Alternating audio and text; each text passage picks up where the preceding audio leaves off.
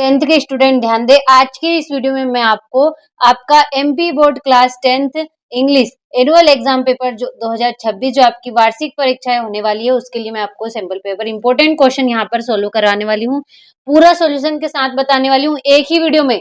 ए और बी दोनों एक ही वीडियो में सॉल्यूशन के साथ यहाँ पर कंप्लीट करवाने वाली हूँ। तो चलिए इस वीडियो में आपको ऐसे क्वेश्चन मिलेंगे जो आपको 100% वार्षिक परीक्षा में देखने को मिल सकते हैं। सारे बेहद इंपॉर्टेंट क्वेश्चन रहेंगे। ये आपके लिए बहुत ही इंपॉर्टेंट साबित होने वाली है ये वीडियो। तो चलिए बिना किसी टाइम वेस्ट के देखते हैं और अच्छे से कंप्लीट करते हैं। पहला क्वेश्चन क्या है आपका, read the following passage and answer the question given below. तो चलिए मैं आपको डायरेक्ट इस पैसेज की कहानी बता देती हूँ कि किस तरीके से क्या इसमें पूछा गया है। तो देखिए क्या पूछा गया है, पहले पैसेज को थोड़ा बहुत पढ़ लेते ताकि आइडिया हो जाए हमें। तो देखिए, लॉन्ग एगो इन मंगोलिया, यानी कि बहुत समय पहले मंगोलिया में, there live an emperor who feared growing old, यानी कि बहुत समय पहले मंगोलिया में एक सम्राट रहता था। हु फेयर्ड ग्रोइंग ओल्ड, यानी कि जिसे वह बूढ़े होने से उसे डर लगता था। वन डे, एक दिन, he saw an old man in the street, यानी एक दिन उसने सड़क पर बूढ़े व्यक्ति को देखा। चलिए इसकी कहानी में शॉर्ट फॉर्म में आपको बता देती हूँ कि क्या इसमें पूछा गया है। यानी कि देखिए मंगोलिया एक राज्य था, वहां पर बहुत समय पहले एक राजा था। उस राजा को बूढ़े होने से बहुत ही डर लगता था। क्या लगता था उसे, बूढ़े होने से बहुत ही डर लगता था। एक दिन उसने सड़क पर क्या देखा, एक बूढ़े आदमी को देखा। ये सोचकर वो बहुत दुखी हुआ। उस बूढ़े आदमी को देखकर वह बहुत दुखी हुआ। उसने उस बूढ़े आदमी को देखते ही उसने राज्य में आदेश दे दिया कि जितने भी राज्य में बूढ़े लोग हैं उनको अपना ये राज्य छोड़ना पड़ेगा। यानी कि उसने अपने राज्य से सारे बूढ़े आदमियों को एक तरह से भगा दिया। ये हो गया आपका। लेकिन कुछ दिनों बाद ही राज्य में क्या हुआ, एक बहुत ही भयंकर तूफान आया। उस तूफान जो था वो बहुत ही भयंकर था। उसकी तूफान की चपेट में राजा का राज्य महल भी आ गया। उस चपेट में राजमहल में क्या क्या नुकसान हो गया, सारा सामान राजा का उड़ गया। और उड़ने के साथ साथ उसका जो एक कीमती घड़ा था राजा के पास, जो किसका था, सोने का था, वो बहुत ही कीमती था, वो तूफान अपने साथ उड़ा के ले गया। राजा को वो जो घड़ा था वो बहुत ही प्रिय था। उसके लिए तूफान के थमने के बाद राजा ने राज्य में ऐलान कर दिया कि जो भी उसके कीमती घड़े को ढूंढ कर लाएगा उसको बहुत ही बड़ा इनाम मिलेगा। सब लोग घड़े को ढूंढने लगे लेकिन घड़ा कहीं भी नहीं मिला। लेकिन पासी के एक झील में लोगों को पासी के झील में किनारे पे अंदर यानी कि सतह पर घड़ा चमकता हुआ दिखाई दिया। लेकिन सभी उस पर टूट पड़े निकालने के लिए, लेकिन जो घड़ा था वो किसी के हाथ में नहीं आया। वो जो भी उसको निकालने के लिए नीचे हाथ डाले उसके हाथ में सिर्फ और सिर्फ पानी आया, घड़ा नहीं आया। यही कहानी है इस पैसेज में, छोटी सी कहानी बताई है मैंने। तो चलिए इसके क्वेश्चनों को देख लेते हैं। तो देखिए पहला जो क्वेश्चन है वो क्या है हमारा, the emperor was upset to see the old man because, यानी कि जो सम्राट था वो उस बूढ़े आदमी को देखकर परेशान हो गया। क्यों परेशान हो गया, तो देखिए क्यों परेशान हो गया, अभी हमने कहानी में देखा था क्यों हो गया था, क्योंकि वो खुद बूढ़ा होने से डरता था। तो क्या होगा इसका आंसर होगा आपका, it reminded him that he would grow old to.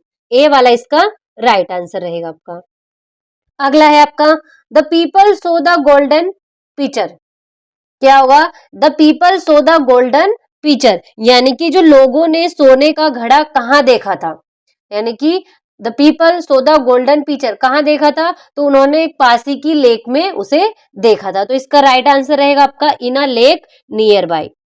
Pasi की एक लेक में उन्होंने उस घड़े को देखा था। अगला क्वेश्चन है आपका, the emperors orders were that all the, यानी कि जो सम्राट का आदेश था, क्या था सम्राट का आदेश, कि सारे जो बूढ़े आदमी है उसका राज्य छोड़ दे। तो क्या होगा आपका, इसका आंसर रहेगा आपका ओल्ड मैन। क्या होगा, ओल्ड मैन शुड लीव, सी वाला रहेगा, old man should leave his land, यानी कि जो सारे बूढ़े आदमी है उसका राज्य छोड़ दे। अगला है आपका what did the people who want to bring the picture get, यानी कि जो घड़ा लाने गए थे लोगों को क्या मिला, क्या मिला था, तो वो घड़ा नहीं उनके हाथ में घड़ा नहीं आ रहा था, क्या आ रहा था, सिर्फ और सिर्फ पानी हाथ में आ रहा था, तो अ हैंडफुल ऑफ वाटर, सी वाला इसका राइट रहेगा। अगला आपका द एम्परर फेयर्ड, तो जो सम्राट को किससे डर था, किससे डर था, वो बूढ़ा होने से डरता था, तो गेटिंग ओल्ड, डी वाला इसका राइट आंसर रहेगा। तो देखिए इस तरीके से जो पहला क्वेश्चन था वो हमने अच्छे से सॉल्यूशन के साथ मैंने आपको कंप्लीट करा दिया है, समझाने की भी कोशिश की है थोड़ा, ताकि आपको अच्छे से समझ में आ सके। चलिए बढ़ते हैं अगले क्वेश्चन की ओर। तो दूसरे क्वेश्चन में देख लेते हैं, दूसरे क्वेश्चन में हमसे क्या पूछा गया है कि देखिए read the following passage carefully and answer the question given below. तो देखिए इसमें भी हमें क्या दिया हुआ है, एक पैसेज दिया हुआ है और इसके कुछ क्वेश्चन हमसे पूछे गए हैं। तो चलिए पैसेज को देखते हैं पूरे को और अच्छे से इसके क्वेश्चनों को हम कंप्लीट करते हैं। तो देखिए यहाँ पर कुछ पैसेज इस तरह से दिया हुआ है, चलिए इसके क्वेश्चनों को देख लेते हैं। देखिए इस तरीके से पूरा पैसेज हमसे पूछा गया है और इसमें कुछ क्वेश्चन हमसे भी दिए गए हमें। तो चलिए इनका सॉल्यूशन देख लेते हैं।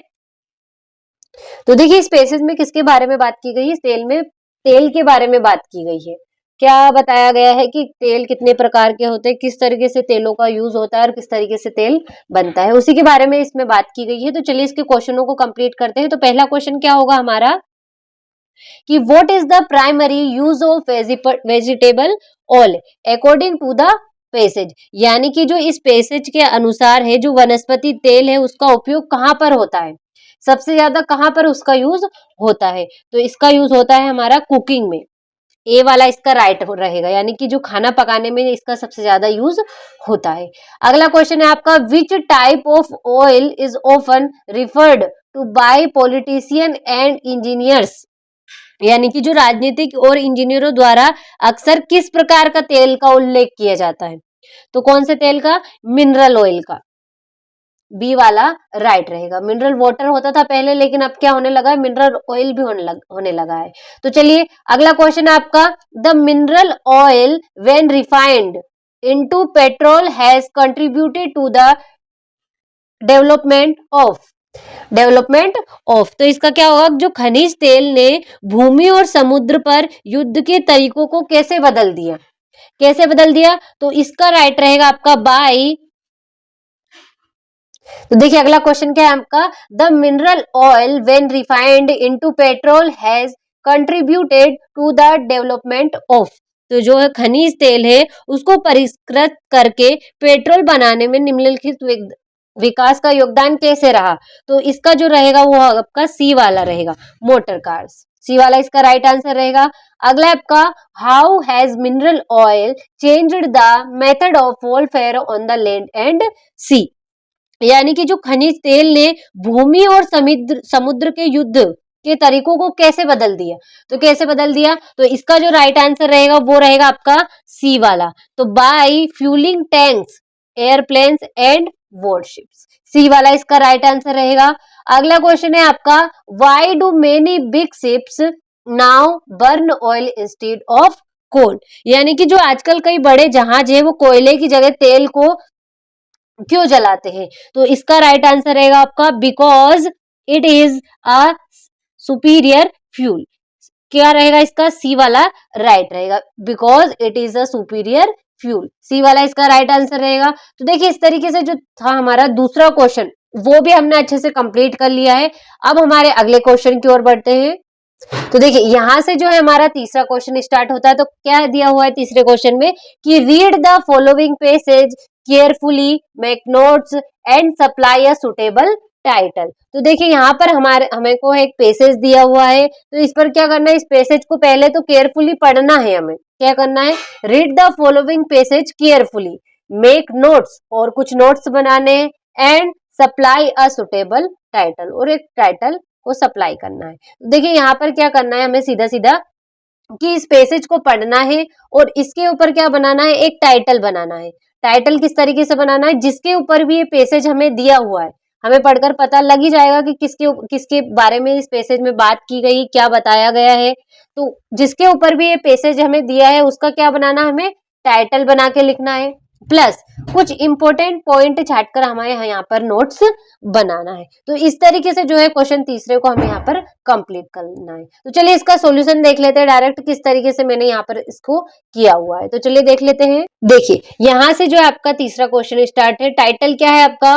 Walking holidays, fun, fitness and culture. तो यहाँ पर हॉलीडे और फिटनेस के बारे में इस पैसेज में बात की हुई है। देखिए यहाँ पर मैंने इस तरीके से कुछ नोट्स इसके छाटे। पहला पॉइंट बनाया है travel planning and usual practice. इसमें कुछ हमने स्टार बना के लिखे हैं। People prefer hazel free travel. दूसरा स्टार बनाया है एडवांस बुकिंग बाय ट्रेन, बस और एयर। अगला है aim is comfort before starting vacation. इसी तरीके से दूसरा नोट्स बनाया है। क्या बनाया है? Walking as a holiday option. इसमें भी स्टार बना के लिखे best holidays enjoyed on foot and not trekking in a wild areas. And अगला है walking instead of bus train and, और यहाँ पे इस तरीके से आपका है बस ट्रेन और टैक्सी। तो देखिए इस तरीके से जो तीसरा क्वेश्चन है उसका मैंने आंसर यहाँ पर बनाया हुआ है। तो अच्छे से स्क्रीनशॉट ले लीजिएगा और अच्छे से इसको कंप्लीट कर लीजिएगा। चलिए बढ़ते हैं अगले क्वेश्चन की ओर। क्वेश्चन चौथे की ओर बढ़ने से पहले मैं आपको एक इम्पॉर्टेंट इन्फॉर्मेशन देने वाली हूँ जो आपके छोटे भाई बहन या फिर बड़े भाई बहन, चाहे वो 9th में हो, 11th में हो या फिर 12th में हो, बहुत ही इंपॉर्टेंट इन्फॉर्मेशन है, सभी को काम आने वाली है कि हम वार्षिक पेपर की तैयारी करा रहे हैं। हमारा एक अपना ऐप है एनसीईआरटी कोचिंग, आपको स्क्रीन पर दिख ही रहा होगा, एनसीईआरटी कोचिंग नाम है उसका। वहां पर हम वार्षिक पेपर की तैयारी करा रहे हैं, मॉडल पेपर दे रहे हैं सॉल्यूशन के साथ। तो अगर आपको वार्षिक पेपर में मेरिट लिस्ट में आना है तो अभी आप ज्वाइन कीजिए एनसीईआरटी कोचिंग। वहां पर आपको सारे मॉडल पेपर मिलेंगे सॉल्यूशन के साथ। 90 प्लस अगर आपको लाना है तो आपको अभी ज्वाइन करना है एनसीईआरटी कोचिंग। और ज्यादा जानकारी के लिए आप डिस्क्रिप्शन में आपको नंबर मिल जाएगा, वहां पर आप कॉल करके पूछ सकते हैं। तो चलिए बढ़ते हैं चौथे क्वेश्चन की ओर बिना किसी टाइम वेस्ट किए। तो देखिए चौथा क्वेश्चन क्या पूछा गया है हमें? Write an application to your principal, यानी कि हमें अपने प्रिंसिपल को एक आवेदन पत्र लिखना है to grant you full fee concession scholarship. तो यहाँ पर आपको स्कॉलरशिप के लिए एक एप्लीकेशन को लिखना है। इसी का अथवा भी देख लेते हैं, साथ में दोनों का सोल्यूशन हम कंप्लीट कर लेंगे। इसके अथवा में क्या पूछा गया हमसे? Write a letter to your friend asking him to come and spend few days during summer vacation with you। तो यहाँ पर अथवा में क्या लिखा है, आपको क्या पूछा गया है? आपको अपने फ्रेंड को एक लेटर लिखना है, किसके लिए? उसको अपने साथ समर वेकेशन स्पेंड करने के लिए। तो देखिए चलिए दोनों का सॉल्यूशन एक साथ देख लेते हैं। पहले हमें एप्लीकेशन देखनी है, देन हमको लेटर देखना है। चलिए देख लेते हैं। देखिए यहां से जो है आपकी एप्लीकेशन स्टार्ट होती है, application for full fee concession scholarship के लिए एप्लीकेशन है। सबसे पहले to the principal government high secondary school Khari, यहाँ पर लिखना है। सब्जेक्ट क्या है हमारा, जिसके ऊपर भी हम एप्लीकेशन लिख रहे हैं उसको हमें सब्जेक्ट बनाकर लिखना है। सबसे पहले क्या है subject? N application for full fee concession यानी कि स्कॉलरशिप। इस तरीके से आगे बढ़ना है। सर आई बेग टू से, मैं आपसे कहना चाहती हूँ दैट कि I am a student of class 10th in your school, यानी कि मैं कक्षा 10 की आपके स्कूल में कक्षा 10 की छात्रा हूँ। My father is a poor farmer, मेरे पिताजी एक गरीब किसान है। His income is 100 per month, यानी कि उनकी जो आय है तो क्या 1000 प्रति माह है। सो ही इज अनेबल टू पे माई स्कूल फीस, यानी कि इसीलिए वे मेरी स्कूल फीस जमा करने में असमर्थ है। काइंडली ग्रांट मी फुल फी कंसेशन या फिर स्कॉलरशिप। थैंक यू, धन्यवाद। योर ओबिडेंटली, आपके आज्ञाकारी, नाम और क्लास और फिर डेट। इस तरीके से जो है आपको यहाँ पर एप्लीकेशन को लिखना है। एप्लीकेशन में क्या करना है, बहुत से बच्चे ध्यान नहीं देते, सबसे पहले कोमा का ध्यान नहीं लगाते। सबसे पहले आपको कोमा का ध्यान देना है, देन एप्लीकेशन को इस तरीके से सीध में लिखना है ताकि आपको एग्जामिनर देखते से ही एप्लीकेशन के सारे नंबर दे दे। बिल्कुल क्लीन होनी चाहिए, साफ सुथरी राइटिंग में लिखना है। तो चलिए मैं एक बार और आपको पढ़कर बता देती हूँ ताकि अगर थोड़ा बहुत भी डाउट हो तो वो क्लियर हो जाए। To the principal government high secondary school Khari, subject है an application for full fee scholarship. Sir, I beg to say that I am a student of class 10th in your school. My father is a poor farmer. His income is 100 per month. So he is unable to pay my school fees. Kindly grant me full fee concession scholarship. Thank you, your obediently. यहाँ पर आप अपना नाम भी लिख सकते हैं, और अगर आपको क्वेश्चन में नाम दिया हुआ है तो वो आपको यहाँ पर लिखना है, क्लास डाल देनी है और फिर डेट डाल देनी है। इस तरीके से जो है आपको यहाँ पर एप्लीकेशन को लिखना है, तो अच्छे से स्क्रीनशॉट ले लीजिएगा। चलिए लेटर देख लेते हैं, लेटर किस तरीके से लिखना है। तो समर वेकेशन के लिए लेटर हमें लिखना है, सबसे पहले क्या डाल देना, हमें सबसे पहले डाल देना है एड्रेस, एड्रेस डाल देना है। देन उसके बाद आपको डाल देनी है डेट, डेट डालिएगा। Dear friend, hi, I am fine here and I hope you are also fine there. Your examination is over now and mine also. Why do you not come here for a week? Last year I spent my summer vacation with you at your home at second at Saket Nagar in Bhopal. This year want that you spend your holiday with me at my home. This we shall go to temple of Mahakaleshwar and other holy places. So please do come, waiting friend Saloni. तो देखिए इस तरीके से जो है आपको यहाँ पर लेटर लिख देना। एक बार मैं हिंदी अनुवाद में समझा देती हूँ ताकि अगर कोई भी डाउट हो तो वो आपका क्लियर हो जाए। Hi, I am fine here and I hope you are also fine there, यानी कि मैं यहाँ पर ठीक हूँ और आशा करती हूँ कि तुम भी वहां पर ठीक होगी। Your examination is over now, यानी कि जो तुम्हारी परीक्षा है वो खत्म हो गई है अब, एंड माइन ऑल्सो, और मेरी भी यहाँ। Why do you not come here, क्यों नहीं तुम यहाँ पर आती। फॉर अ वीक, एक हफ्ते के लिए। लास्ट ईयर, यानी कि अगले साल। I spend my summer vacation with you, यानी कि मैंने अपना समर वेकेशन किसके साथ व्यतीत किया था, तुम्हारे साथ किया था।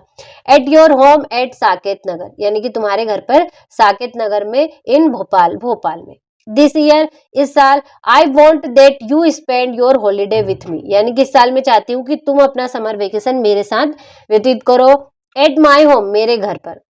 We shall go to temple of Mahakaleshwar and other holy places. So please do come, यानी वेटिंग योर फ्रेंड सलोनी, यानी कि तुम्हारी दोस्त सलोनी। यहाँ पर अगर क्वेश्चन में आपको नाम दिया हो तो वो लिखिएगा, या फिर अपना नाम भी लिख सकते हैं। कुछ इस तरीके से जो है आपको यहाँ पर लेटर लिखना है। अच्छे से स्क्रीनशॉट ले लीजिएगा ताकि कंप्लीट करने में किसी भी तरह की कोई भी प्रॉब्लम ना आए। चलिए अगले क्वेश्चन की ओर बढ़ते हैं। तो देखिए अगले क्वेश्चन में क्या पूछा गया हमसे, पांचवें क्वेश्चन में, right an essay on any one of the following topic in about 150 words. तो देखिए यहाँ पर हमें 5 टॉपिक दे रखे हैं, किसी एक टॉपिक पर क्या लिखना है, हमें ऐसे लिखना है। तो चलिए यहाँ पर बहुत ही अच्छे से टॉपिक दिए हुए, 5 दिए हुए हैं, आप किसी एक पर लिख सकते हैं। मैं यहाँ पर आपको वंडर ऑफ साइंस और इम्पोर्टेंस ऑफ इंग्लिश के ऊपर बता देती हूँ। तो चलिए देख लेते हैं ऐसे किस तरीके से लिखना है। तो देखिए यहाँ से इस तरीके से आपको जो है ऐसे लिखना है। सबसे पहले इंपॉर्टेंस ऑफ इंग्लिश के ऊपर देख लेते हैं। तो पहली लाइन क्या है आपकी, English as an international language, यानी कि जो इंग्लिश है वो एक क्या है, अंतरराष्ट्रीय भाषा है।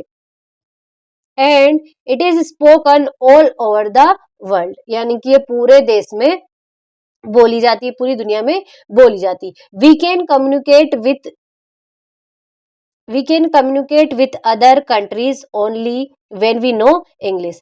यदि हमें इंग्लिश याद होगी, हम दूसरे देशों के लोगों से तभी बात कर पाएंगे जब हमें इंग्लिश याद होगी। तो किस तरीके से बोलना है कि we can communicate with other countries only when we know English. English is easy to learn, यानी कि इंग्लिश सीखने में बहुत ही सिंपल है, सरल है। It is the medium of understanding, यानी कि ये समझने का एक माध्यम है। And study of science, technology in trade, commerce, higher technical and scientific studies. It is widely used as communication around the globe. There is no language in the world which has a richer vocabulary than English, and many a people learn English to maintain their status in the society. देखिए कुछ इस तरीके से जो है आपको यहाँ पर ऐसे लिखना है, बहुत ही सरल भाषा में दिया है ताकि आपको कंप्लीट करने में किसी भी तरह की प्रॉब्लम ना हो और याद करने में कोई भी परेशानी ना हो, क्योंकि बहुत से स्टूडेंटों को इंग्लिश इतनी जल्दी याद नहीं हो पाती। तो उसके कारण मैं जितने सरल सेंटेंस में बनाकर लेके आ सकती थी उतने सरल सेंटेंस में बनाकर यहाँ पर लेकर आई हूँ। अगर आप एक एक सेंटेंस पढ़कर याद करेंगे उसमें आपको पूरा ऐसे कंप्लीट हो जाएगा। एक बार और मैं आपको पढ़कर बता देती हूँ। English is an international language and it is spoken all over the world. We can communicate with other countries only when we know English. English is easy to learn. It is the medium of understanding and study of science, technology, in trade, commerce, higher technical and scientific studies. It is widely used as communication around the globe. There is no language in the world which has a richer vocabulary than English. Many people learn English to maintain their status in their society. इस तरीके से जो है आपको यहाँ पर English का complete करना है। चलिए हो गया आपका। अब वंडर ऑफ साइंस का भी देख लेते हैं, एक बार उसका स्क्रीनशॉट मैं आपको दे देती हूँ ताकि आप इसको कंप्लीट कर सके। तो देखिए यहां से ये आपका वंडर ऑफ साइंस का है, इसका आप स्क्रीनशॉट ले सकते हैं, इसका भी कंप्लीट कर सके। जो आपको इजी टू लर्न लगे वो आप यहाँ पर याद कर सकते हैं। तो देखिए इसका भी अच्छे से स्क्रीनशॉट ले लीजिए। ये यहां तक ये आपका हो जाएगा। चलिए अगले क्वेश्चन की ओर बढ़ते हैं।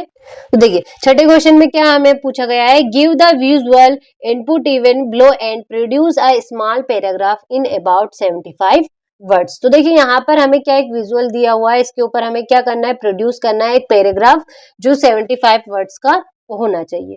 तो चलिए इसका क्या किसके ऊपर दिया हुआ है पैराग्राफ, पहले तो देखिए यहाँ पर इंपॉर्टेंस ऑफ ट्रीज, ट्रीज की इंपॉर्टेंस के बारे में इसमें बताया गया है। तो उसके ऊपर हमें क्या लिखना है, एक पैराग्राफ लिखना है। तो चलिए पैराग्राफ को देख लेते हैं। तो देखिए यहाँ से जो है आपका पैराग्राफ स्टार्ट होता है। देखिए इंपॉर्टेंस ऑफ ट्रीज, तो देखिए trees are very important for our life, यानी कि जो हमारी जिंदगी के लिए जो पेड़ है वो बहुत ही महत्वपूर्ण है। एंड इन्वायरमेंट, और पर्यावरण के लिए भी। दे remove carbon dioxide from the air, यानी कि वे क्या हटाते हैं, कार्बन डाइऑक्साइड को हवा में से रिमूव करता है, हटाता है। एंड एड ऑक्सीजन, और ऑक्सीजन लाता है। विच हेल्प अस, जो हमें मदद करता है ब्रेथ, यानी कि सांस लेने में। Trees prevent soil erosion and control fluids. They provide fruits, medicine and would, यानी कि पेड़ जो है हमें क्या प्रोवाइड करते हैं, फ्रूट्स प्रोवाइड करते हैं, मेडिसिन प्रोवाइड करते हैं, और वुड यानी कि लकड़ी प्रोवाइड करते हैं, लकड़ी देते हैं। Trees also cool our house and surrounding. Without trees, यानी कि जो पेड़ है वो क्या करते हैं, वातावरण को ठंडा बनाए रखते हैं। इस तरीके से विदाउट ट्रीज, यानी कि ट्री के बिना life on earth would be impossible, यानी कि जो बिना पेड़ के जो धरती पे जीवन क्या है, असंभव है।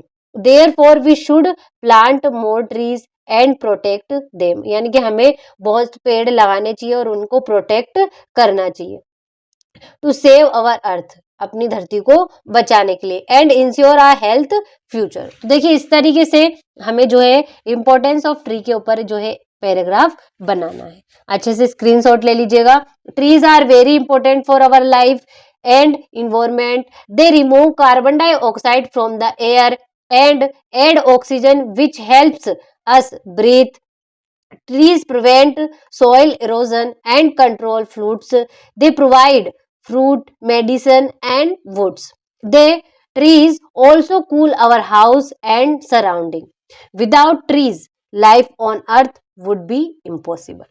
Therefore, we should be plant more trees and protect them to save our earth and ensure a healthy future.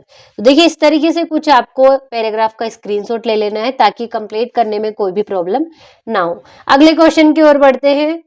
तो देखिए सातवें क्वेश्चन में क्या हुआ है, दिया हुआ है हमें फिल इन द ब्लैंक्स। तो फिल इन द ब्लैंक्स से पहला है आपका हर अंकल इज, यानी कि उसके चाचा एमएलए, उसके चाचा एमएलए है। तो इसमें क्या आएगा, ए एन या फिर द, तो इसमें आ जाएगा आपका एन। जब भी शॉर्ट फॉर्म दिया हो तो क्या लगता है, एन लगता है। तो हर अंकल इज एन एमएलए, यानी कि उसके चाचा जो है विधायक है। ठीक है। अगला आपका his grandmother dead dot dot cancer, यानी कि जब भी क्या हुआ है, उसकी दादी की मृत्यु कैंसर से हुई है। तो क्या लगाना है इसमें, फ्रॉम दिया हुआ है, देन दिया हुआ है, या फिर ऑफ लगेगा। तो इसमें क्या लगेगा, ऑफ लगेगा। जब भी बीमारी के कारण कोई भी किसी की भी मृत्यु होती है तो उसमें आपको ऑफ का यूज करना होता है। तो his grandmother died of cancer, इस तरीके से हो जाएगा। अगला है आपका the train had left the station before we dot dot there. तो इसमें क्या आ जाएगा, इसमें आ जाएगा आपका रीच्ड। तो किस तरीके से हो जाएगा, the train had left the station before we reached there, यानी कि क्या है इसमें, हमारे स्टेशन से निकलने से पहले ही वहां पर ट्रेन पहुंच चुकी थी, पहुंच गई थी। इस तरीके से हो जाएगा। अगला है आपका walk carefully dot dot U will fell down. तो इसमें क्या आएगा, तो इसमें आ जाएगा आपका और, वॉक केयरफुली और यू विल फेल डाउन, यानी कि सावधानी से चलो वरना तुम गिर जाओगे, और इसमें आ जाएगा आपका। अगला है आपका there are dot dot flowers in this garden. तो इसमें आ जाएगा आपका many, there are many flowers in this garden, यानी कि इस बगीचे में कई फूल है। इस तरीके से हो जाएगा। अगला आपका we dot dot to respect our elders. तो इसमें क्या आ जाएगा, ought we ought to respect our elders, यानी कि हमें अपने बड़ों का आदर करना चाहिए। तो इसमें ऑट आ जाएगा। देखिए इस तरीके से जो 7वां क्वेश्चन था वो हो गया आपका। अच्छे से स्क्रीनशॉट ले लीजिए। 8वें क्वेश्चन की ओर बढ़ते हैं। तो पहला क्या है आपका, डू एज डायरेक्टेड दिया हुआ है 8वें क्वेश्चन में। पहला क्वेश्चन क्या है, unless he invites me I want attend the party, rewrite the sentence using if. तो इसमें इफ का यूज करना है। तो क्या है इसका मतलब, जब तक वह मुझे आमंत्रित नहीं करेगा मैं पार्टी में नहीं जाऊंगा। तो इसमें किसका यूज करना है, हमें इफ का यूज करना है और रिराइट इसको लिखना है फिर से। तो किस तरीके से हो जाएगा, तो चलिए देख लेते हैं कि इफ, सबसे पहले क्या लग जाएगा हमारा, इफ लग जाएगा। If he does not, if he does not invite me,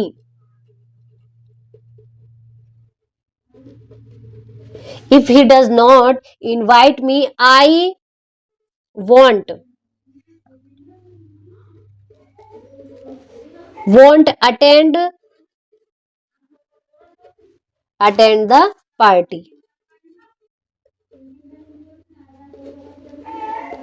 इस तरीके से जो है आपको यहाँ पर लिखना है। तो कैसे हो जाएगा, यदि वह मुझे पार्टी में इनवाइट नहीं करता है तो मैं पार्टी में नहीं आऊंगा। इस तरीके से इसका हो जाएगा आपका। अगला देख लेते हैं क्या है अगला हमारा, they have made it change into past continuous tense.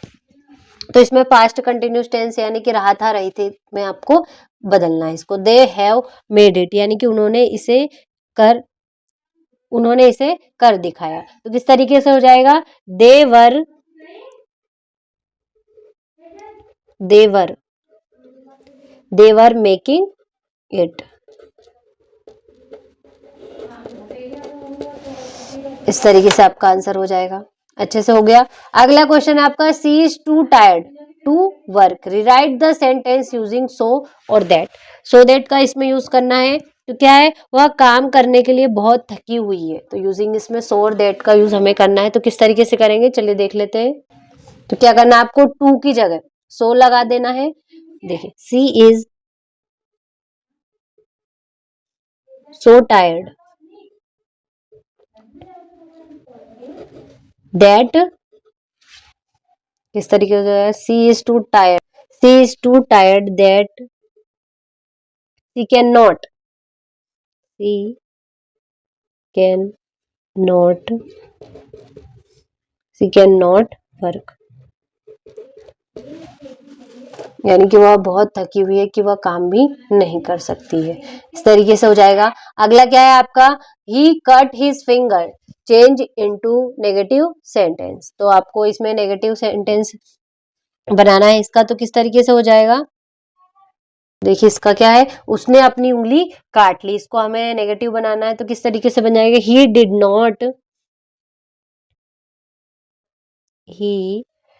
Not second form लग जाएगी यहाँ पर, did not cut his, did not cut his finger,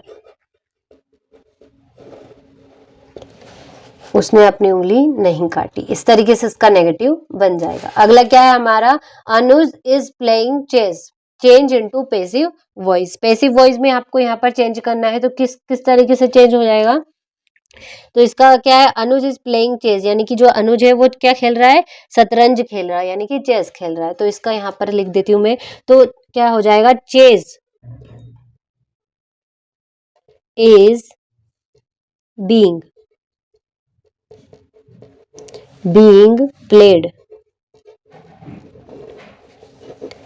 being played by Anuj.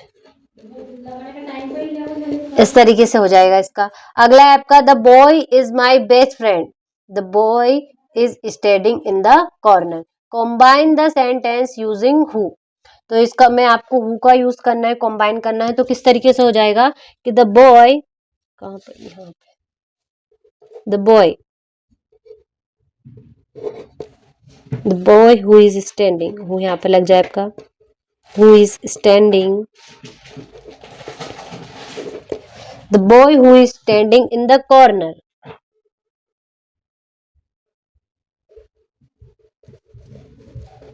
The boy who is standing in the corner is my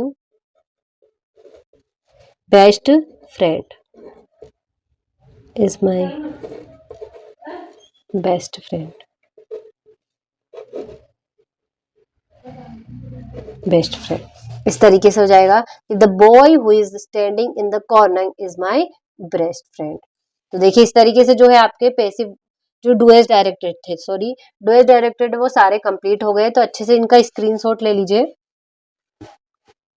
मैंने थोड़ा समझाने की भी कोशिश की है, आशा है कि आपको समझ में आया होगा थोड़ा बहुत। तो चलिए अगले क्वेश्चन की ओर बढ़ते हैं। तो नवा क्वेश्चन देख लेते हैं। देखिए नवा क्वेश्चन है आपका, आंसर द फॉलोइंग क्वेश्चन। तो देखिए यहाँ पर पहला क्वेश्चन क्या है आपका, the bakers are known in Goa as, यानी कि जो गोवा के बेकर को किस नाम से जाना जाता था, तो कैसे जाना जाता था, बी वाला इसका राइट रहेगा, पैडर नाम से।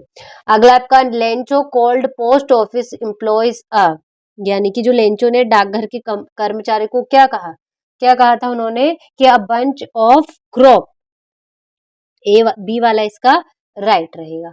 अगला आपका, what food did the seagull's mother get for it, तो कौन सा फूड था, फिश, डी वाला इसका राइट रहेगा। अगला आपका, एने फ्रैंक कॉल्ड हर डायरी, तो इसमें आ जाएगा किटी, जो एने फ्रैंक था अपनी डायरी को क्या नाम दिया था, तो किटी नाम दिया था उसने। तो देखिए इस तरीके से जो नवा क्वेश्चन था वो हमारा कंप्लीट हो गया।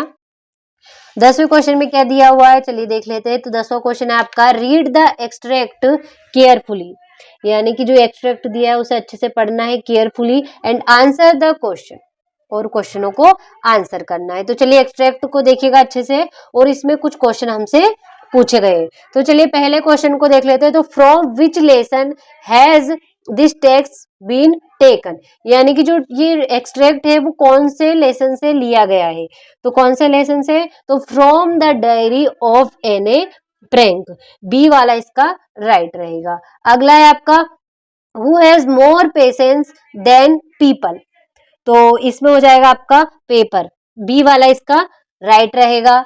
अगला आपका, which of these words is similar to the word brooding, तो इसका जो राइट रहेगा आपका थॉटफुल, बी वाला राइट रहेगा। तो देखिए इस तरीके से जो 10वें क्वेश्चन का, सॉरी उसमें ए हमसे पूछा गया था वो हमने अच्छे से कंप्लीट कर लिया है। इसी में हमसे क्या पूछा गया है, इसी में हमसे बी भी पूछा गया है इसी तरीके से। तो चलिए बी को भी देख लेते हैं। तो बी का पहला क्वेश्चन क्या है हमारा, who is the poet of these lines, तो कौन है पोएट, तो इसका हो जाएगा आपका रोबेन फ्रॉस्ट, सी वाला इसका राइट रहेगा। अगला है आपका, what does stand for fire, तो इसका हो जाएगा आपका डिजायर, बी वाला राइट रहेगा।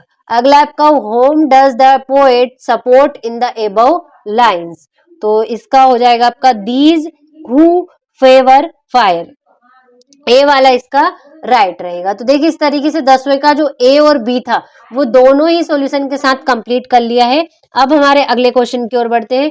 तो 11वें क्वेश्चन से क्या होता है, हमारे स्टार्ट क्वेश्चन आंसर स्टार्ट होते हैं। तो इनको आप अच्छे से स्क्रीनशॉट ले लीजिएगा। सारे ही मोस्ट इंपोर्टेंट क्वेश्चन है जो आपकी वार्षिक परीक्षा में बहुत मदद करने वाले हैं।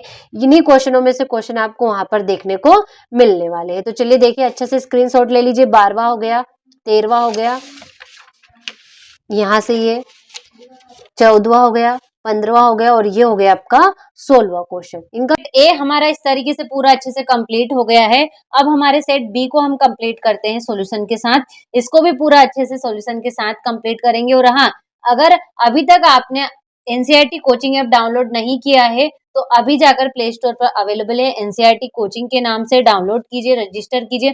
वहां पर आपको इंग्लिश के पेपर में एक ऐसी स्पेशल पीडीएफ मिलेगी, ऐसी स्पेशल पीडीएफ मिलेगी जिसमें आपकी पूरी अंग्रेजी वहीं पर कंप्लीट हो जाएगी। तो देखिए इस तरीके से जो है आपको इन पेपरों को सोल्व करना है। तो चलिए सेट बी की ओर बढ़ते हैं और बी में देखते हैं कौन सा क्वेश्चन है पहला। तो पहला क्वेश्चन है आपका, read the following passage carefully and answer the question given below.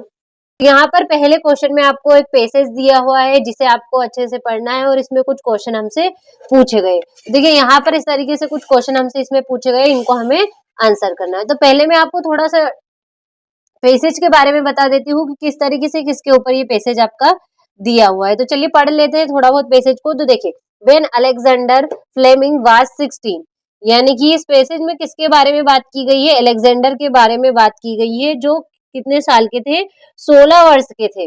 Was 16, वे 16 वर्ष के थे जब उन्हें जीविका कमाने के लिए काम करना पड़ा, यानी कि उनको पैसे कमाने के लिए, जीवन जीने के लिए उनको काम करना पड़ा था। उन्हें लंदन के एक शिपिंग कार्यालय में नौकरी मिल गई थी। उनका वेतन कम था और उनका काम भी बहुत ही कठिन था, नीरस था। वे सप्ताह में भी वे खाली नहीं बैठते थे, वो एक स्वयं सेविक सैनिक के रूप में काम करते थे। यानी कि इस पैसेज में क्या है, डिटेल में आपको डायरेक्ट बता देती हूँ कि इस पैसेज में अलेक्जेंडर के बारे में की जा रही है कि जब 16 साल के थे तभी उनको जीविका जीने के लिए उन्हें काम करना पड़ा था। उन्होंने कई जगह काम किया था, लंदन में शिपिंग ऑफिस में काम किया था और वे छुट्टियों के दिनों में भी काम करते थे। उनका जीवन बहुत ही कठिन परिश्रम से गुजर रहा था। उनके बारे में ही इस पैसेज में बात की गई है। चलिए अब इसके क्वेश्चनों को देख लेते हैं कि किस तरह के क्वेश्चन इसमें हमसे पूछे गए हैं। तो देखिए इसका पहला क्वेश्चन है आपका, Alexander Fleming was fond of, यानी कि जो अलेक्जेंडर फ्लेमिंग था उनको क्या पसंद था। तो इसमें सी वाला आएगा, स्विमिंग उनको करना बहुत ही पसंद था। अगला आपका, he had to work to earn his living when he was in, यानी कि वे अपनी जीविका जब पैसे कमाने लगे थे जब वो कितने वर्ष के थे। तो हिज टीनेजर में थे वो, ज्यादा उनकी उम्र नहीं हुई थी। ए वाला इसका राइट रहेगा। अगला है आपका, what influenced Alexander Fleming decision to leave his job at the shipping office, यानी कि अलेक्जेंडर फ्लेमिंग के शिपिंग कार्यालय में अपनी नौकरी छोड़ने का निर्णय की किन कारणों के कारण उन्होंने उनकी नौकरी छोड़ दी। तो किसके कारण, अ रिलेटिव डेथ एंड इनहेरिटेंस, यानी कि उनके जो करीबी रिश्तेदार थे उसकी डेथ हो गई थी, इस कारण से उन्होंने नौकरी छोड़ दी थी। अगला आपका, what does uninteresting mean in the context of Alexander Fleming's job at the shipping office. तो इसका ए वाला रहेगा, बोरिंग रहेगा। अगला है आपका, Alexander Fleming joined for his medical training, यानी कि जो अलेक्जेंडर फ्लेमिंग थे उन्होंने अपनी चिकित्सक प्रशिक्षण के लिए दाखिला कब लिया था, कहाँ पर लिया था। तो उन्होंने लिया था एसटी मेरीज हॉस्पिटल में। बी वाला इसका राइट रहेगा। तो देखिए इस तरीके से 5 क्वेश्चन इसमें हमें दिए गए थे, तो पांचों मैंने आपको सॉल्यूशन के साथ बता दिए हैं। चलिए अगले क्वेश्चन की ओर देख लेते हैं। अगले क्वेश्चन में हमसे क्या पूछा गया है। तो अगला क्वेश्चन क्या है आपका, read the following passage and answer the question given below. तो इसमें भी हमें पहले क्वेश्चन की तरह क्या दिया हुआ है, एक पैसेज दिया हुआ है जिसे आपको अच्छे से पढ़ना है और इसके कुछ क्वेश्चन हमसे पूछे गए हैं, उन्हें हमें आंसर करना है। पहले पैसेज देख लेते हैं किसके ऊपर पैसेज दिया हुआ है। तो discipline must be enforced early in life, discipline at home make for the future greatness of a boy, यानी कि इसमें आपको अनुशासन के बारे में बात की गई है कि जीवन की शुरुआत में ही अनुशासन लागू करना बहुत ही आवश्यक है और घर का अनुशासन लड़के के भविष्य की महानता का आधार बनता है। यानी कि एक लड़के के लिए अनुशासन बहुत ही आवश्यक है। यह उनके चरित्र का निर्माण करता है। क्या करता है? उनके चरित्र का निर्माण करता है। और बच्चों की आदतें अगर अनुशासित हो तो जिससे वह सुबह जल्दी उठ सकते हैं, उनका पढ़ाई पर ज्यादा ध्यान हो सकता है। यही बात इस पैसेज में बताई गई है अनुशासन के बारे में। चलिए इसके क्वेश्चनों को देख लेते हैं। क्वेश्चन किस तरीके के क्वेश्चन हमसे इसमें पूछे गए हैं। तो पहला क्वेश्चन क्या है आपका? What does discipline do for a child? तो डिसिप्लिन, तो देखिए क्या बताया गया है कि डिसिप्लिन जो अनुशासन है वो एक बच्चे के लिए किस तरह काम करता है।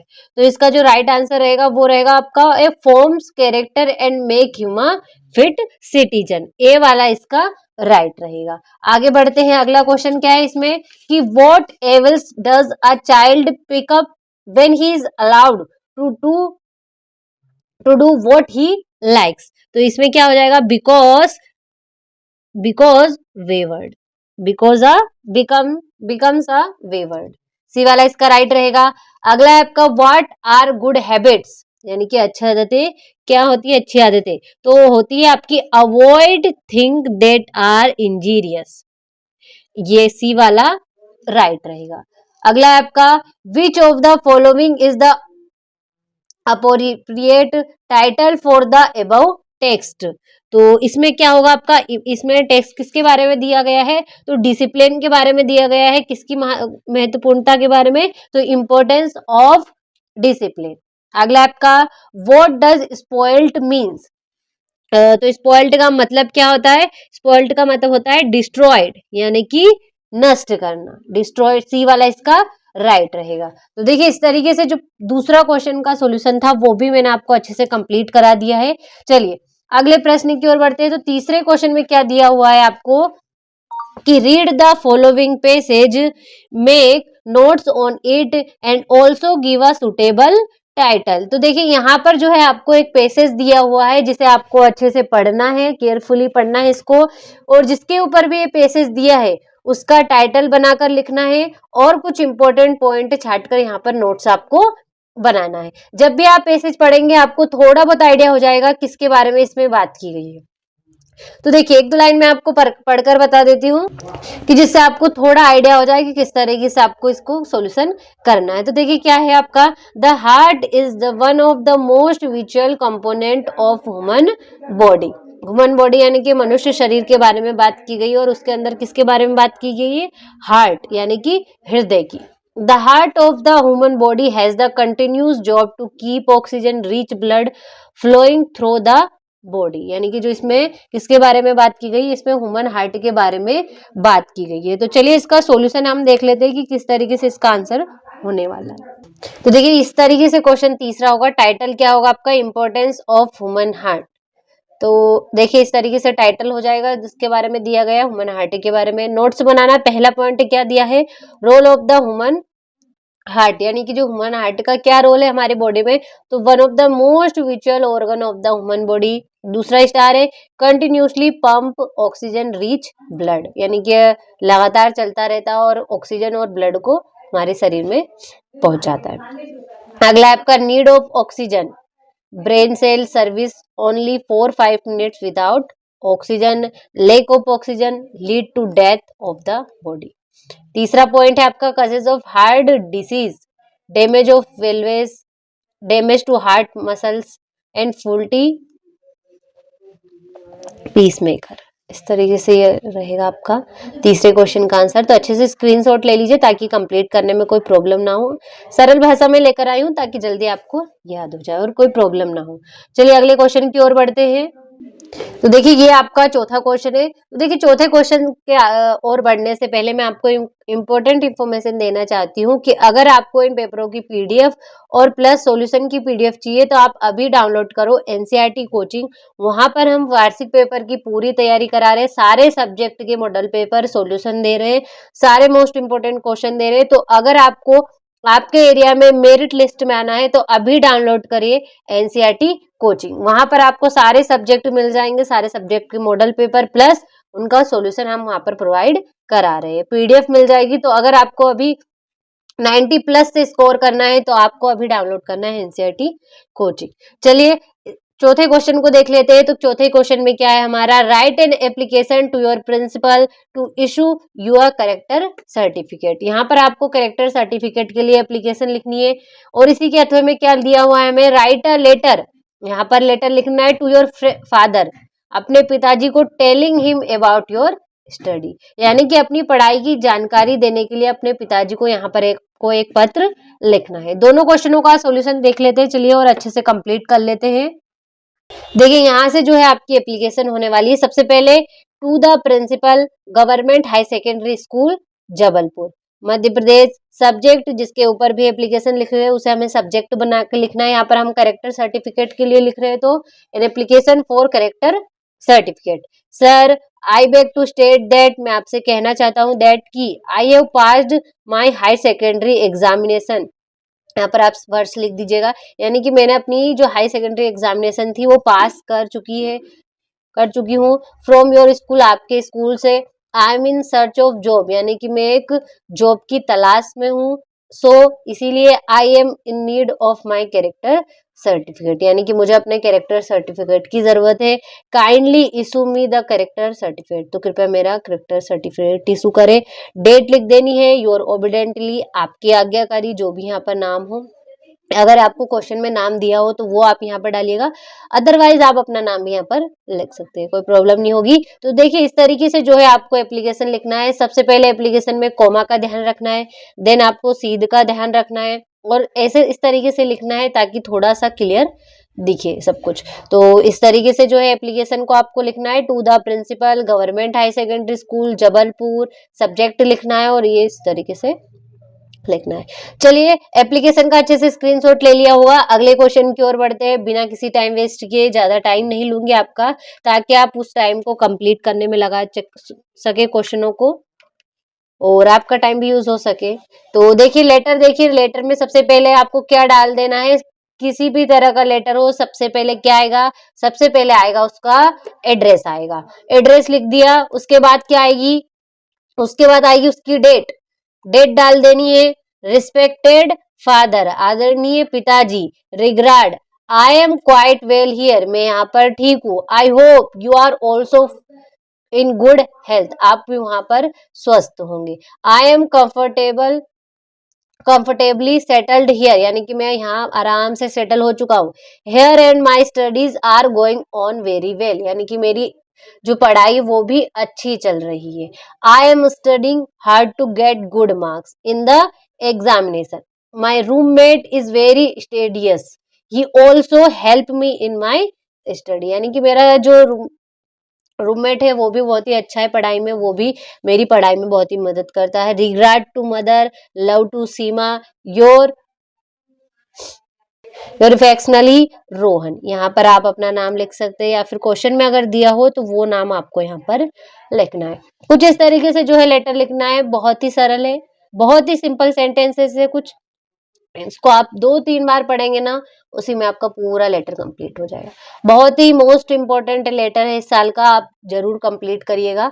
इस तरीके से कुछ लिखना है आपको, कॉमा वगैरह का ध्यान रखना है। तो चलिए अच्छे से स्क्रीनशॉट ले लीजिएगा इसका। अगले प्रश्न की ओर बढ़ते हैं।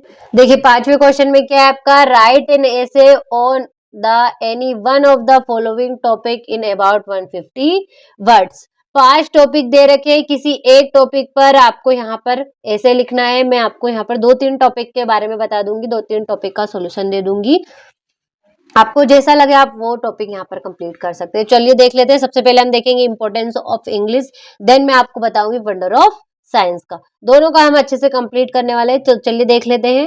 देखिए यहाँ से जो है आपका इंपॉर्टेंस ऑफ इंग्लिश का ऐसे स्टार्ट होता है। तो देखिए क्या है, पहले सबसे पहले English is an international language. जो इंग्लिश है वो क्या है, एक अंतरराष्ट्रीय भाषा है, इंटरनेशनल लैंग्वेज है। And it is spoken all over the world, यानी कि जो इंग्लिश है वो पूरे वर्ल्ड यानी पूरी दुनिया में बोली जाती है। स्पोकन मीन्स बोली जाती है। We can communicate with other countries only when we know English, यानी कि जो हम दूसरे देशों में जाते हैं, हम दूसरे देशों में अदर कंट्री में तभी कम्युनिकेट कर पाएंगे, बातचीत कर पाएंगे जब हमें क्या याद होगी, इंग्लिश याद होगी। English is easy to learn, यानी कि इंग्लिश सीखने में बहुत ही सरल है। कुछ लोगों को लगता है कि इंग्लिश बहुत ही कम डिफिकल्ट है, कठिन है, लेकिन जब आप इंग्लिश पढ़ेंगे, उसको समझेंगे, तब आपको इंग्लिश बहुत ही इजी लगेगी। It is the medium of understanding and study of science and technology in trade, commerce, higher technical and scientific study. It is widely used as communication around the globe. पूरे ब्रह्मांड में ये communication के लिए बोली जाती है। देर इज नो लैंग्वेज, यहाँ पर कोई लैंग्वेज नहीं है, इन द वर्ल्ड, इस दुनिया में, which has a richer vocabulary, यानी कि इसमें दुनिया की कोई भी ऐसी भाषा नहीं है जिसमें सबसे ज्यादा वोकेबुलरी किसमें है, इंग्लिश में। English, many people learn English, यानी कि बहुत से लोग इंग्लिश सीखते हैं to maintain their status in the society, अपना जो स्टेटस है वो मेंटेन करने के लिए, किसमें, सोसाइटी में, बड़े लोगों से बातचीत करने में। जब भी हम किसी से भी बातचीत करते हैं बड़े लोगों से, तो बहुत से लोग इंग्लिश बोलते हैं, तो उनके सामने हमें क्या थोड़ा सा लो फील होता है अगर हमें हिंदी इंग्लिश ना याद हो तो इसीलिए बहुत से लोग तो इसीलिए सीखते हैं कि वो अपना जो सोसाइटी में अपना स्टेटस मेंटेन रख सके, इसी कारण वो इंग्लिश सीखते हैं। तो देखिए इस तरीके से जो है आपका इंपॉर्टेंस ऑफ इंग्लिश के ऊपर ऐसे है, बहुत ही सिंपल सेंटेंसों में दिया है, आप पढ़ेंगे उसमें आपको कंप्लीट हो जाएगा। बहुत ही सरल भाषा में देने की मैंने कोशिश की है, तो अच्छे से स्क्रीनशॉट ले लीजिएगा और कंप्लीट कर लीजिएगा। इसी में आपका वंडर ऑफ साइंस के बारे में बता देती हूँ, उसमें भी देखिए ये वंडर ऑफ साइंस के ऊपर भी मैंने कैसे दिया है, यहाँ से स्क्रीनशॉट ले लीजिएगा अच्छे से और कंप्लीट कर लीजिए। चलिए बिना किसी टाइम वेस्ट के अगले क्वेश्चन की ओर बढ़ते हैं। तो छठे क्वेश्चन में क्या दिया हुआ है हमें, ये देखिए छठे क्वेश्चन में क्या है, give the visual input even blow up produce a small paragraph in about 75 words. यहाँ पर हमें एक विजुअल यानी एक पिक्चर दी है, तो इस पर हमें क्या प्रोड्यूस करना है, एक पैराग्राफ प्रोड्यूस करना है। इसके ऊपर, किसके ऊपर है ये, social media impact on student life, यानी कि क्या सोशल मीडिया का जो विद्यार्थियों के जीवन पर असर हुआ है, इम्पैक्ट हुआ है, उसके ऊपर हमें एक पैराग्राफ लिखना है। कितने वर्ड्स में लिखना है, 75 वर्ड्स में हमें लिखना है। तो चलिए देख लेते हैं इसका सॉल्यूशन भी। देखिए ये आपका ऐसे हो जाएगा, ऐसे on influence of social media on youth, इस तरीके से कुछ ऐसे हो जाएगा आपका। इसे अच्छे से पढ़ लीजिएगा और स्क्रीनशॉट ले लीजिएगा ताकि कंप्लीट करने में कोई भी प्रॉब्लम आपको ना हो। ज्यादा बड़ा नहीं दिया है मैंने, सिंपल सा दिया है ताकि कंप्लीट करने में कोई प्रॉब्लम ना हो। चलिए इसका अच्छे से स्क्रीनशॉट ले लिया होगा। अगले क्वेश्चन को देख लेते हैं, अगले क्वेश्चन में क्या पूछा गया है हमसे। तो 7वां क्वेश्चन जो है आपका, ये देखिए फिल इन द ब्लैंक्स हमसे पूछे गए कि फिल इन द ब्लैंक्स। पहला फिल इन द ब्लैंक्स क्या है आपका, Holland is dot dot European country. तो इसमें क्या आ जाएगा, ए आ जाएगा, हॉलैंड एक यूरोपियन कंट्री है। अगला आपका, ही इज वेरी लेजी, वह बहुत आलसी है। ही डज डॉट डॉट, तो ही डज नथिंग, वह कुछ नहीं करता है। ठीक है, वह बहुत आलसी हो, कुछ नहीं करता, ही डज नथिंग। अगला आपका, the train dot dot on the platform, तो क्या हो जाएगा इसका, अराइव्ड, अराइव्ड हो जाएगा इसमें कि ट्रेन प्लेटफॉर्म पर, अराइव्ड मीन्स पहुंच चुकी है, पहुंच गई है। अगला है आपका, ही डेड डॉट डॉट कैंसर, तो इसमें क्या आ जाएगा, ऑफ आ जाएगा। जब भी किसी बीमारी के बारे में बात की जाए तो उसमें हमेशा क्या लगता है, ऑफ लगता है। ठीक है, किसी बीमारी से किसी की मौत हो तो वहां पर हमेशा ऑफ का यूज होगा। ठीक है, अगला आपका, Ritu has dot dot friends, Ritu has dot dot friends, तो इसमें क्या आ जाएगा, इसमें आ जाएगा आपका many, Ritu has many friends. अगला आपका, we dot dot to serve our nation, इसमें आएगा शुड, ought या फिर मे, तो इसमें आ जाएगा आपका ought, we ought to serve our nation. इस तरीके से आपका 7वां क्वेश्चन होगा। अच्छे से सॉल्यूशन बता दिया है तो अच्छे से स्क्रीनशॉट ले लीजिएगा। अगले प्रश्न को देखते हैं। देखिए इसी में 8वां क्वेश्चन आपका डू एज डायरेक्टेड पूछा जाता है 8वें क्वेश्चन में।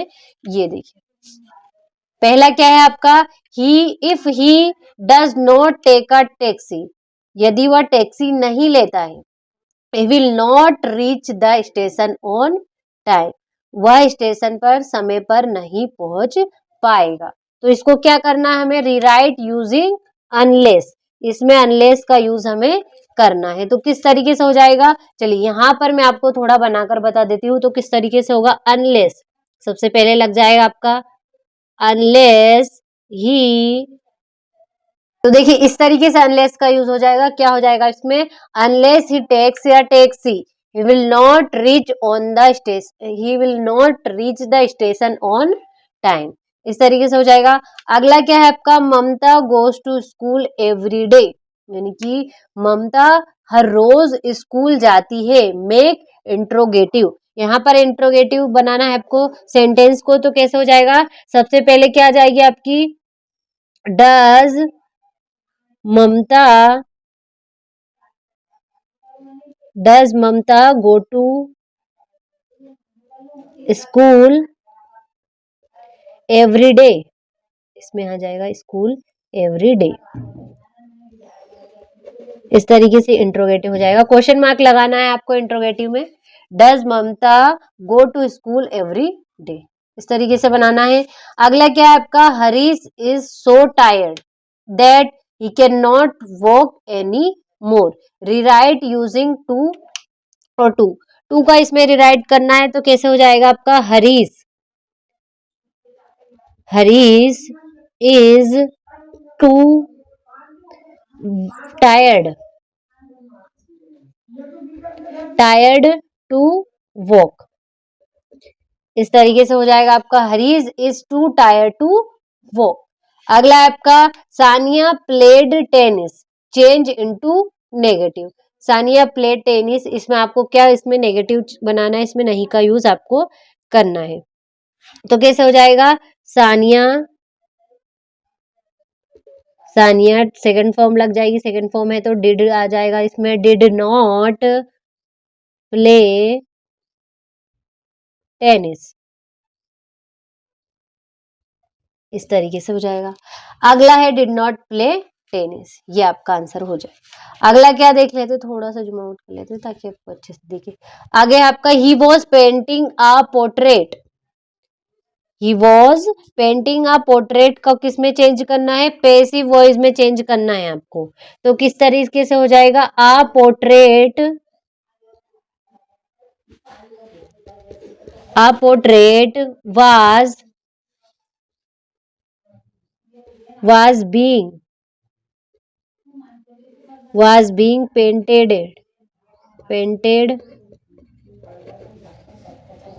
by him,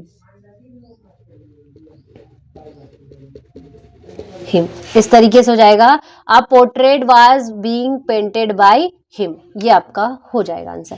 अगला आपका, the boy is my Neiphiu, वो जो लड़का है वो मेरा भतीजा है। The boy is wearing a blue shirt, उस लड़के ने जो ब्लू शर्ट पहन रखी है। तो combine the sentence using who, who co combine करना है। तो किस तरीके से हो जाएगा, यहाँ पर मैं लिख देती हूँ, द बॉय, दिख रहा है ना, द बॉय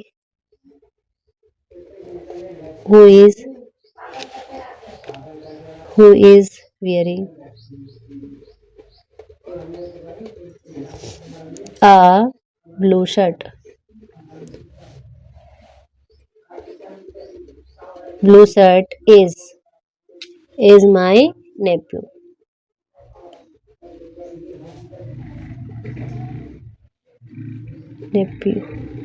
इस तरीके से, the boy who is wearing a blue shirt is my nephew, इस तरीके से हो जाएगा। अगला आपका, to answer these questions is easy, rewrite the sentence beginning with it, इसका जो स्टार्ट किससे करना है, हमें इट से करना है। तो किस तरीके से हुआ, it is easy to answer there, it easy to answer these question,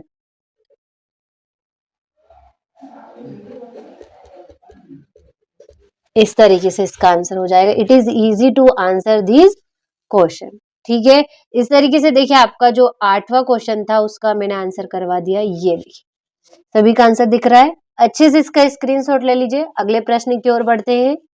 देखिए क्वेश्चन नंबर क्या है आपका, चूज द करेक्ट ऑप्शन दिए हुए हैं इसमें। तो पहला क्या है आपका, the baker are known in Goa as, तो इसका आंसर हो जाएगा बी वाला, पेडर। अगला आपका, according to Nelson Mandela what comes naturally to human heart, यानी कि नेचुरल जो नेल्सन मंडेला है, सॉरी नेल्सन मंडेला है, उनके अनुसार जो ह्यूमन हेयर, तो ह्यूमन के अंदर नेचुरली क्या आता है, तो इसमें हो जाएगा आपका बी वाला, लव। अगला है आपका, what food did the seagull's mother get for it, यानी जो सीगुल की मदर थी उसके पास कौन क्या खाना आया था, उसके पास गेट क्या खाना था, तो फिश थी। डी वाला राइट रहेगा। अगला आपका, एने फ्रैंक कॉल्ड हर डायरी, यानी कि जो एने फ्रैंक था वो अपनी डायरी को क्या कहता था, तो क्या कहता था, किटी। सी वाला इसका राइट रहेगा। तो देखिए इस तरीके से चार चूज द करेक्ट ऑप्शन थे, चारों का सॉल्यूशन मैंने बता दिया है, अच्छे से स्क्रीनशॉट ले लीजिएगा आप। अगले प्रश्न की ओर बढ़ते हैं। देखिए यहाँ से जो है आपका 10वां क्वेश्चन स्टार्ट होता है। इसमें क्या दिया हुआ है, एक्सट्रैक्ट दिया हुआ है, केयरफुली इसको पढ़ना है और इसके कुछ क्वेश्चन हमसे पूछे गए, उन्हें हमें आंसर करना है। तो देखिए एक्सट्रैक्ट में ज्यादा टाइम वेस्ट ना करते हुए हम डायरेक्ट सॉल्यूशन को देखेंगे। क्या है क्वेश्चन आपका, हाउ वाज द वेदर, यानी कि मौसम कैसा था, when the pilot started flying aeroplane, जब पायलट ने एरोप्लेन को उड़ाना शुरू किया था, तो कैसा था मौसम, क्लियर था, इसी कारण उसने उड़ाना एरोप्लेन को शुरू किया था, क्लियर यानी कि साफ था। अगला है आपका, the pilot was returning from, यानी कि जो पायलट था वो कहाँ से आ रहा था, तो कहाँ से, फ्रांस से इंग्लैंड आ रहा था, तो बी वाला इसका राइट रहेगा, फ्रांस टू इंग्लैंड। अगला है आपका, from which lesson has this text been taken, यानी कि जो ये टेक्स्ट है ये किस लेसन से लिया गया है, तो किससे, इसमें आपको एरोप्लेन की बात की है, तो कहाँ से, तो ब्लैक एरोप्लेन से ये जो टेक्स्ट है वो लिया गया है। सी वाला इसका राइट रहेगा। तो देखिए इसका ए हमने जो है कंप्लीट किया है, इसी में हमसे बी भी पूछा गया है, ठीक है। तो बी के क्वेश्चनों को देखते हैं। पहला क्वेश्चन क्या है आपका, from which poem have the above lines been taken, कौन सी पोएम से लाइन है जो ली गई है, तो कौन से, द बॉल पोएम, सी वाला इसका राइट रहेगा। अगला है आपका, which of the following words is similar to the word word merrily, तो मेरिली का आपको सिमिलर वर्ड बताना है, तो क्या हो जाएगा इसका, बी वाला हैप्पीली राइट रहेगा। अगला आपका, वेयर डिड द बॉल गो, यानी कि जो गेंद है वो कहाँ चली गई थी, तो इनटू द वाटर, पानी में चली गई थी, तो इसका राइट आंसर क्या रहेगा, into the water, into the water. तो देखिए इस तरीके से जो बी था वो भी हमने कंप्लीट कर लिया, मतलब 10वां क्वेश्चन ए और बी दोनों कंप्लीट हो चुके हैं। अब बढ़ते हैं हमारे 11वें प्रश्न की ओर।